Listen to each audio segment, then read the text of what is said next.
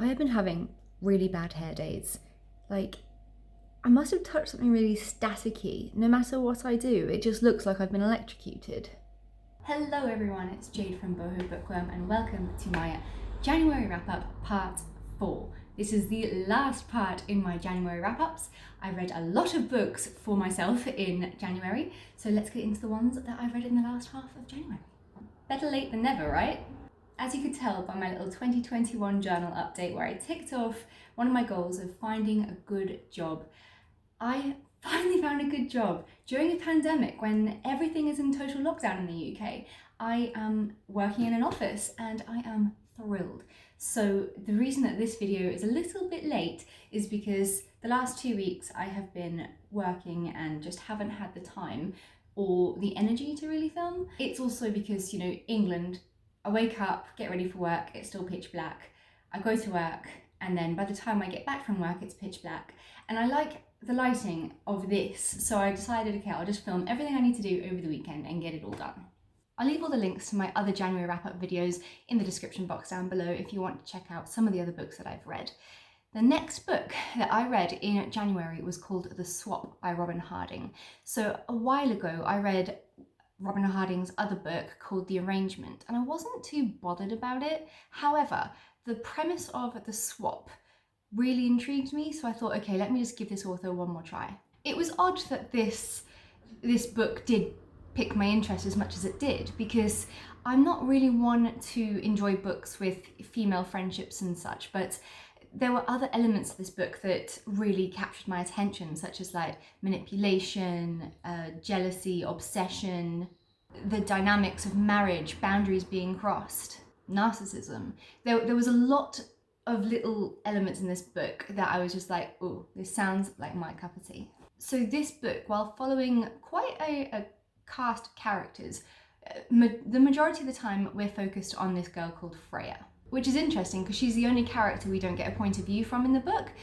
So each character, we see Freya through their eyes. So Freya used to be a social media influencer, but now she owns her own little pottery studio.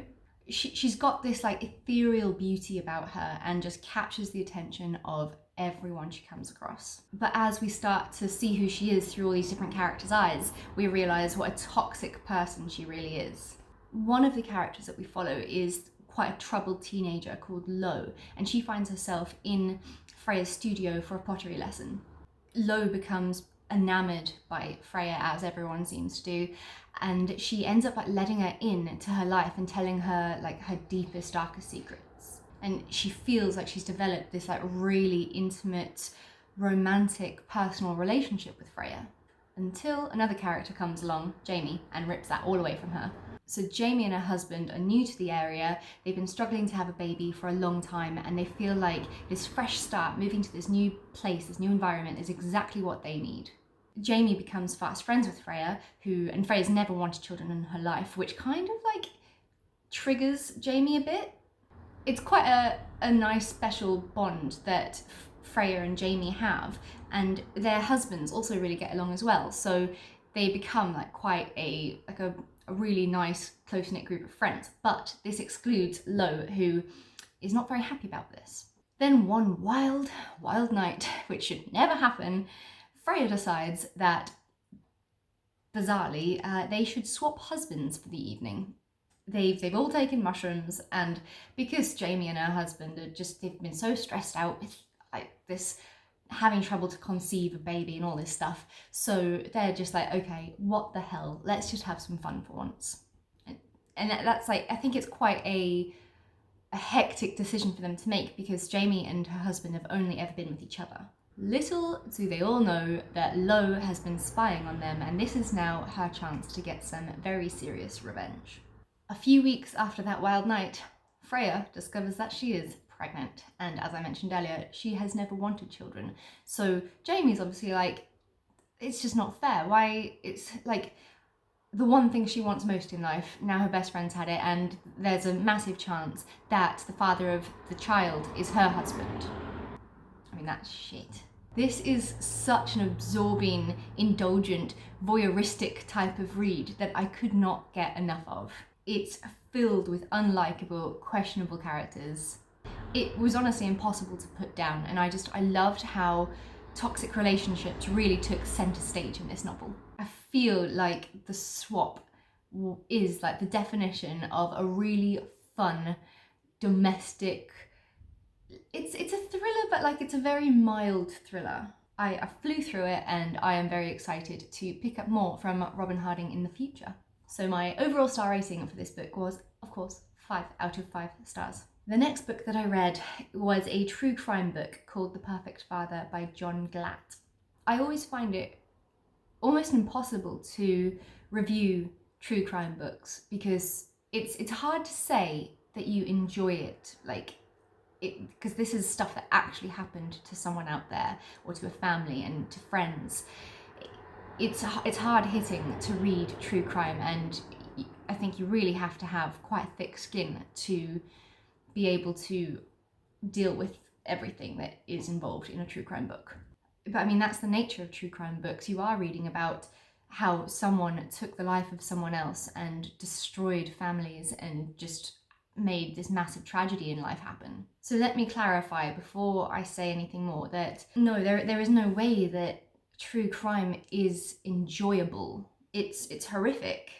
It's spine-chilling, it's heartbreaking, you become emotionally invested in the characters who had their lives completely ripped away from them.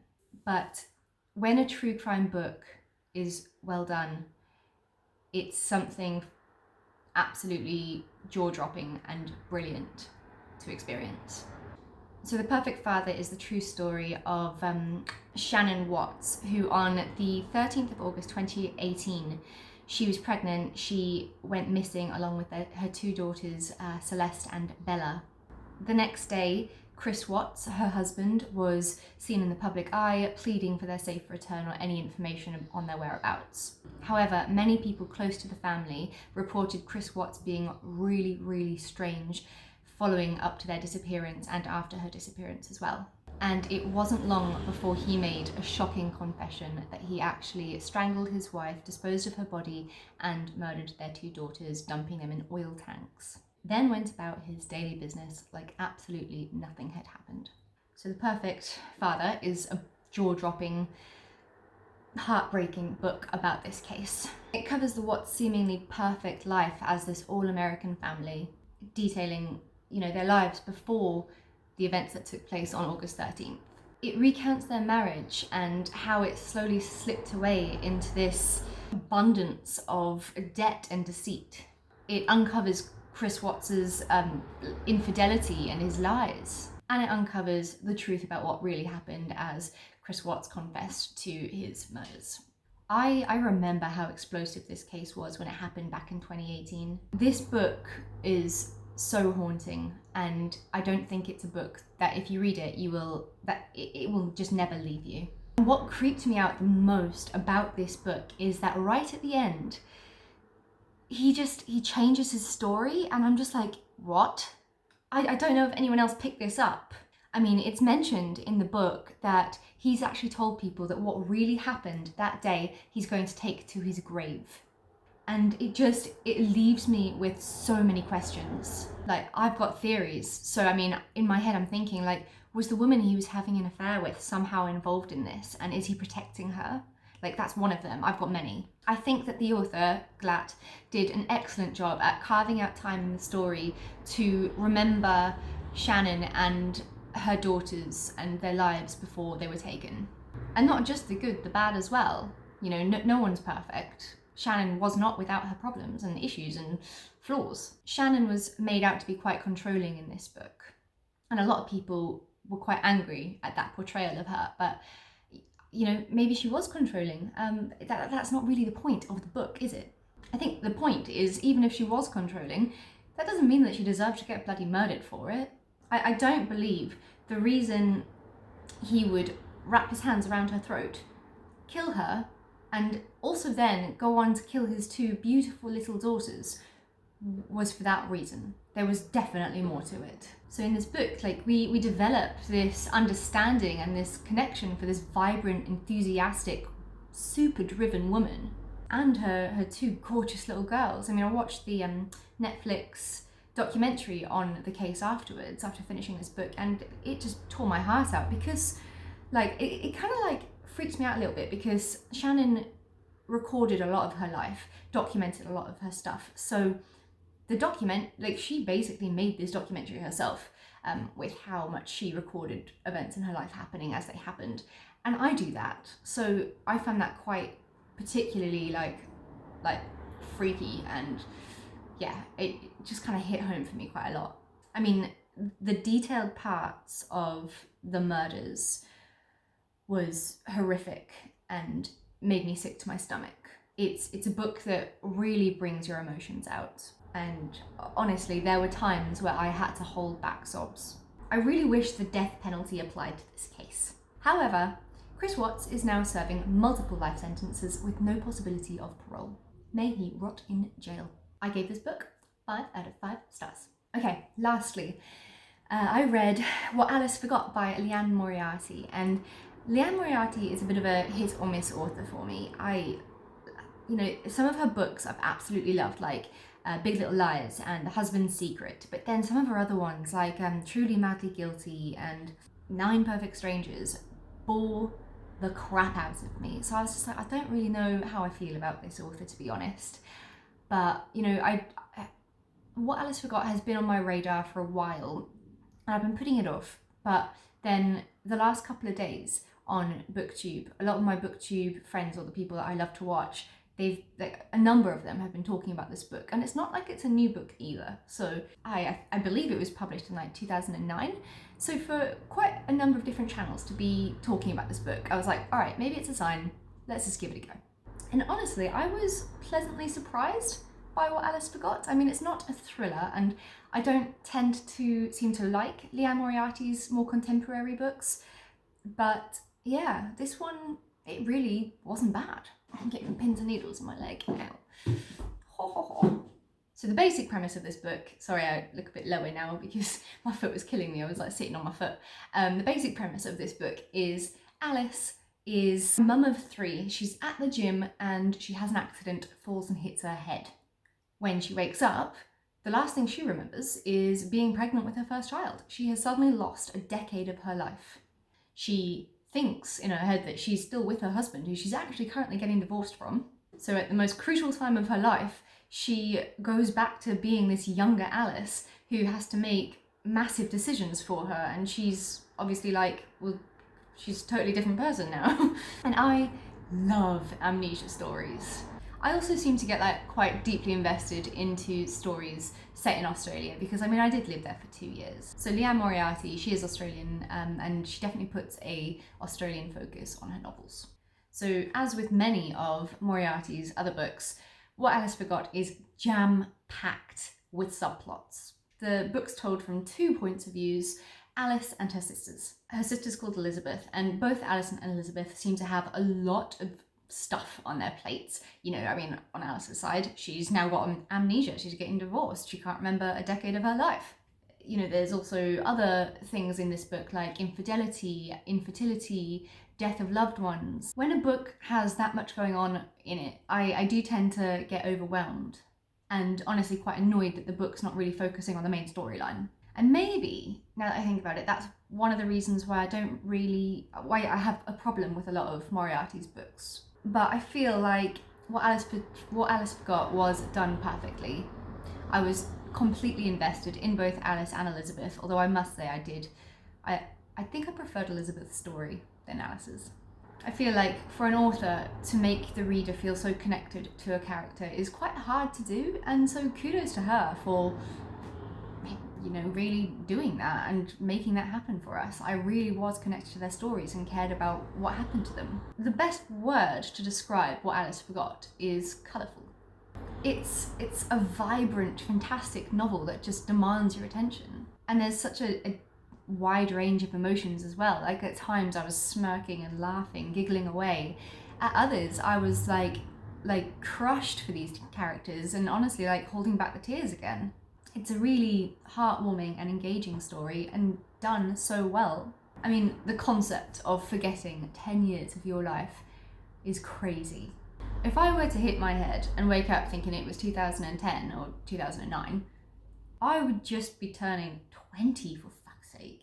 I'd look at myself in the mirror and be like, what the heck is this grey hair going on here for? Look at these wrinkles. Why isn't the shop assistant asking for my ID anymore and I go and buy wine? And I'd like look down and be like, oh my God, what's this belly all about? Like, I used to be skinny. I mean, 10 years ago, I was a careless little girl dating a drug addict and in a very bad place in my life. And it took a long time for me to get out of it. I think in my case, if I lost 10 years of my life, I'd probably like, I don't know, seeing how my life has gone, even though it's been bloody hard, I'd probably be relieved to be out of that situation. And where I am now, even though where I am now is still bloody stressful and I've worked my ass off to get here, but yeah, I'd probably be like, wow, what was that? Did you hear that? God's sake, this flat makes funny noises sometimes. Don't like it. Okay, sorry, calm down now. That really scared me. I think my only qualm with this book is that I listened to it on Audible and I feel like the narrator was just really screechy and irritating. I did power through because I found that it was, it was really enjoyable to read and I loved the story, but Liane Moriarty, if you're by any chance watching this, then please get a new narrator. I really didn't like that one.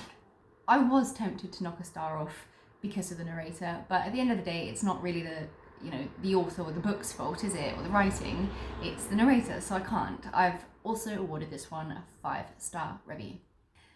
Finally, I have told you about all the books I have read in January, and now it's February, and I have, I'm filming this on the 7th, and I've only read 2 books this month so far, so I don't think I'm going to quite have as many books to read this month because of my new job and being a bit busier.